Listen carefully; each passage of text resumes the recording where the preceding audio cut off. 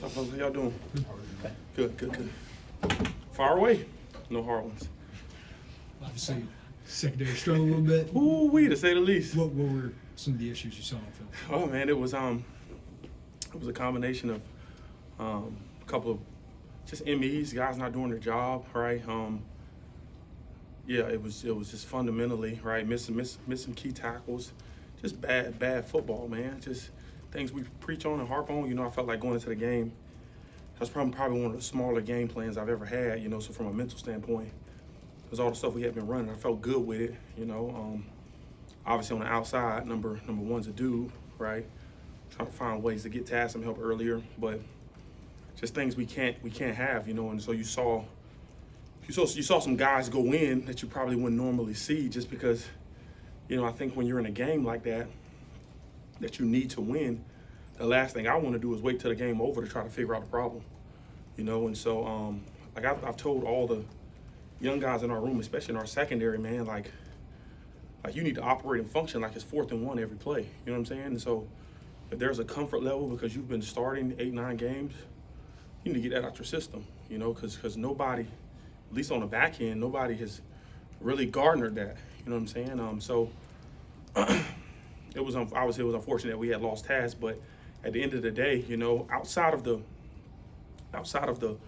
one-on-one catches, right? Like things like that happen, right? It's a game of football.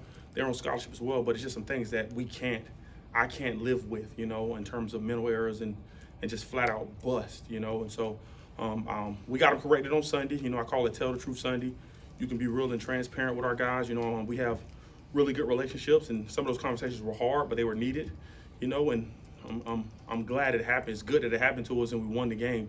It's a lot harder than losing it, you know. And so I looked up one time, I saw Toby out there, I saw Jaheim Clark, I saw Mac Resettage. I mean, there's a whole youth movement on the back end, and unfortunately, a lot of those guys got to learn by some trial and error and get some lumps, and you hopefully that next time around they're that much better. What happened on that final touchdown pass? It looked like there was maybe a little bit of miscommunication. Yeah, 100%. That solely falls on me. You know, we had preached in the off season, you know, if a guy is banged up or injured or something wrong, go down, right? Don't go down.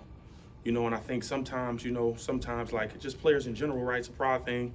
You know, they're trying to fight through a play and they're trying to work through the next play, and it's like that doesn't help us. You know, and so again, it's always a learning moment, you know, like that's an opportunity. If a guy's hurt, we're trying to get him off the field, better yet tell him to go down. If a guy's hurt, right, or dinged up in any capacity, whether it's some with your head, some with your leg, go down so we can at least make subs, right? And we don't try to use the notion of just guys just going down for their own good. Like, I don't operate like that. You know, a guy has to be seriously injured or seriously hurt for him to go down. But if that occurs, right, don't try to be a tough guy, you know. And so that's a learned experience, right? It's happened a couple times, and right, it just happened with different guys. And on Saturday it happened to be T Strain. We were trying to get him out or have him go down because he was banged up. Something was wrong. It was clear and apparent that something was wrong, and I was trying to help the kid, you know what I'm saying, so he wouldn't be put in that position. Obviously, he ended up scoring a touchdown on it, right? But that solely falls on me. That ain't on nobody else but myself, right? I have to be better in those moments, and I got to help our players be better. How did Mac Resettage grade out for this game, and do you see a role for him in these last 2 games? Yeah, I mean, so the cool thing with Mac, you know, Mac has done things throughout the course of the last couple of weeks that make you scratch your head as a coach.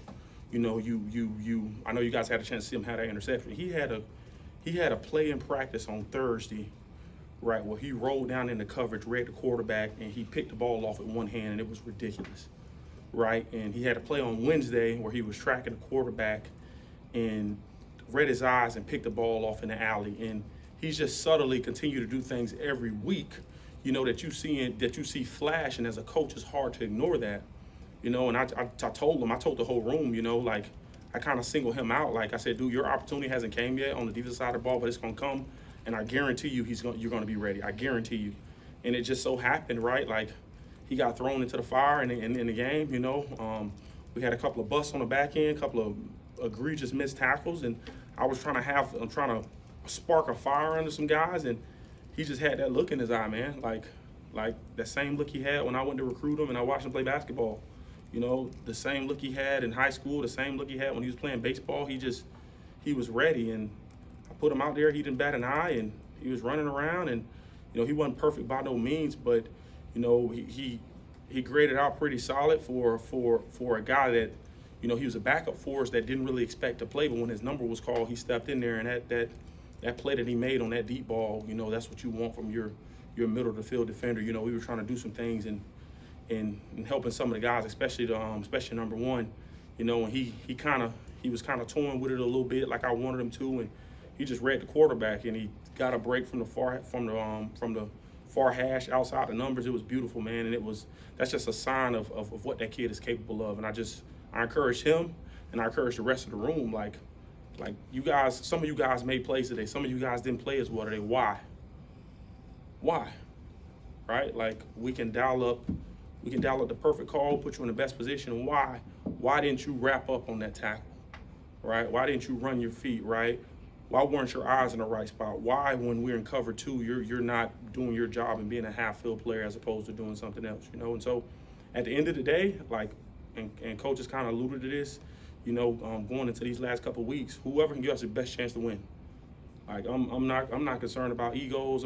Whoever gives us the best chance to win, fellas, that's who y'all gonna see out there playing. And I just felt in that moment that Matt gave us the best chance, and he went out there and did some really, really good things. Aaron, can you give us any insight on the conversations with Taz Sunday? Just, it seemed like the frustration was continuing to build right up until he got ejected. Yeah. Oh yeah, 100%. You know, like, obviously Taz is a very, very passionate player. You know what I'm saying? He plays a little on edge. That's what you love about him. But you know, there are some things that he just can't do, right? And whether it happened, whether it didn't happen, it was kind of, you know, your ref said something, he said something. Obviously, he ultimately ended up being ejected. Yeah, I had a conversation with Taz in detail. I won't go into the full discussion of that conversation, but it's at the end of the day, it's not about Taz. It's about the team, right? And when you're in those moments, like Taz has to understand how that affects the whole team, because Taz went out, right? That we had to put Tyler in a position where he wasn't in, you know, and so that it matriculated and affected ultimately, right? We ended up winning the game, but it affected guys that happened to be on the field in the crunch time of that game when truthfully Taz would have been out there. And so he's gonna learn from it. He's learned from it, and we just had to have a man-to-man real conversation. You know, just in general, right? Obviously, he had his thoughts and what he he didn't do, and the ref felt different, you know. And so, I can tell you this: we don't coach our guys to operate like that. Like that ain't how I do things. That ain't how nobody on our staff does things.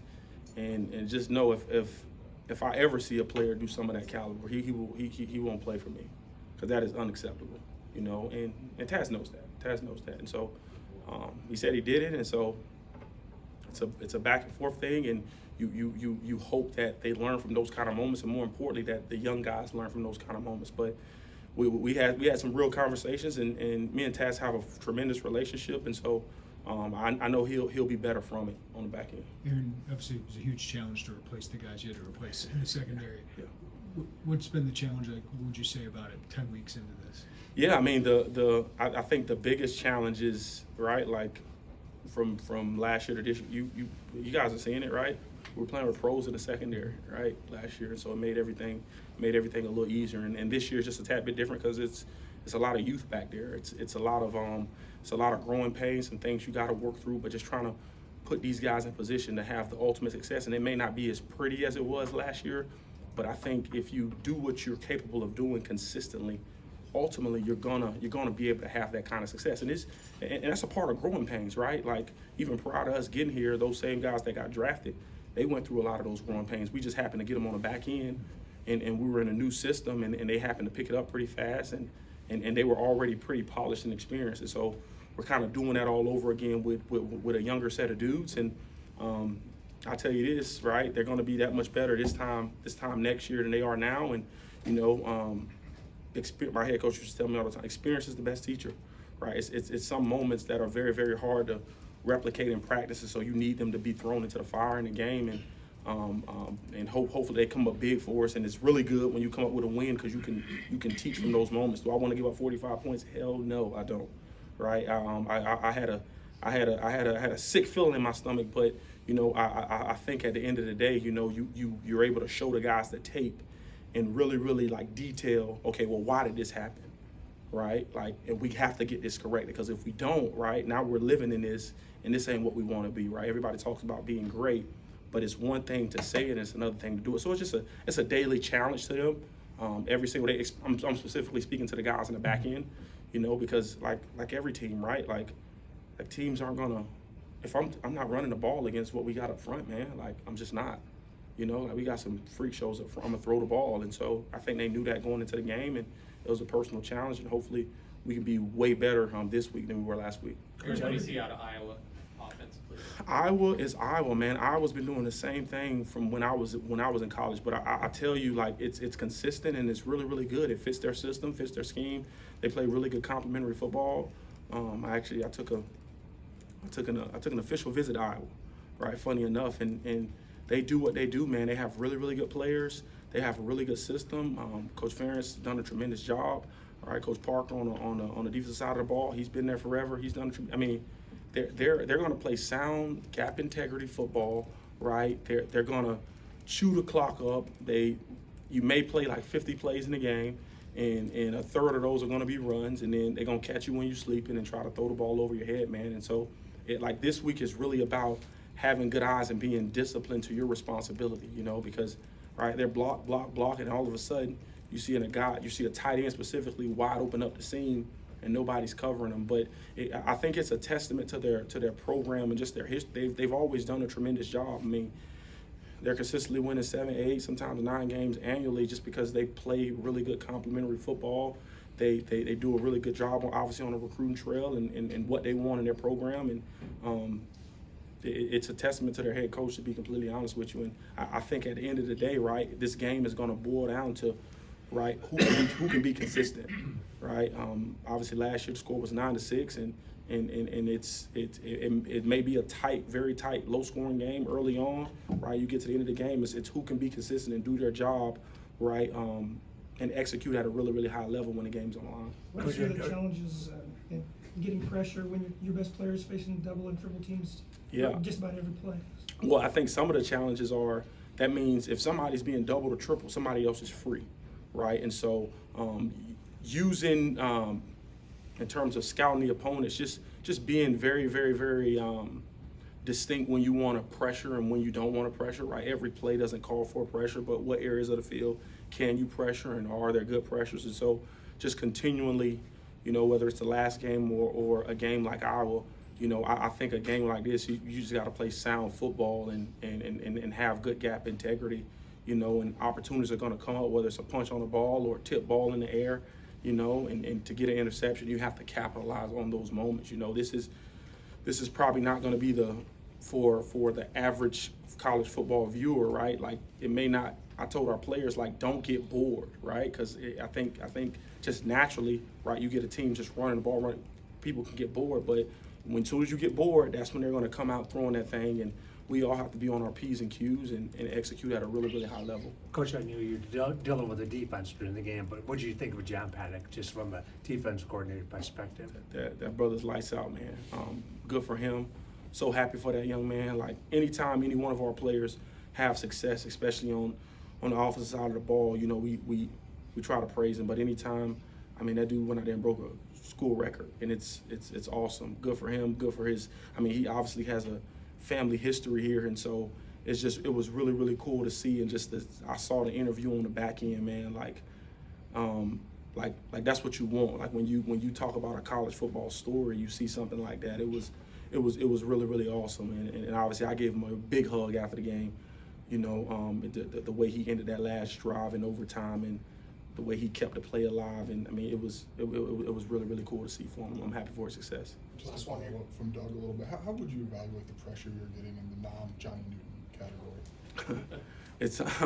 It's obviously different when Johnny's in as opposed to when Johnny's not in. But I think that just from a holistic standpoint, right, teams are obviously focusing in a little more on Johnny, in between trying to bring more pressure and play a little bit more coverage, because on some of the pressures we may not be getting as much penetration, you know, or sacking guys in the backfield.